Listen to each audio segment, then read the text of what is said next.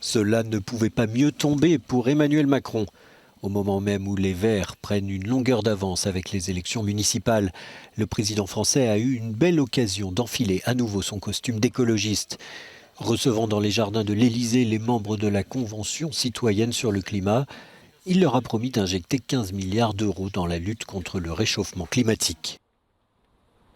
Le chef de l'État a accepté la quasi-totalité des propositions de la Convention, dont celle d'inclure la protection de l'environnement dans la Constitution française. Vous proposez d'introduire les notions de biodiversité, d'environnement, de lutte contre le réchauffement climatique dans notre texte fondamental.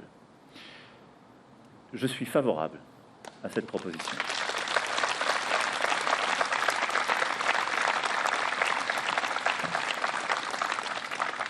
Je veux ainsi que nous puissions engager, d'abord à l'Assemblée nationale et au Sénat, sur la base de votre proposition, un texte en vue d'une réforme constitutionnelle. Je souhaite la voir aboutir d'ici fin 2021 et je suis prêt à recourir au référendum si celui-ci était alors constitutionnellement possible après le vote des chambres. Refusant d'abaisser la vitesse sur autoroute à 110 km/h, Emmanuel Macron a aussi rejeté l'idée d'un moratoire immédiat sur le traité de libre-échange entre l'Union européenne et le Canada et celle d'une taxe de 4% sur les dividendes des entreprises françaises privées. L'État a son rôle à jouer, les collectivités publiques avec lui, le secteur privé a aussi un rôle à jouer.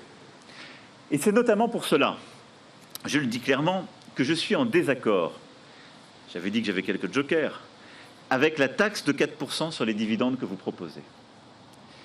Je ne dis pas qu'il ne faut pas réorienter une partie des investissements vers des investissements plus verts, mais mettre sur tous les investissements une taxe, c'est réduire notre chance d'attirer des investissements supplémentaires. Vive la République et vive la France!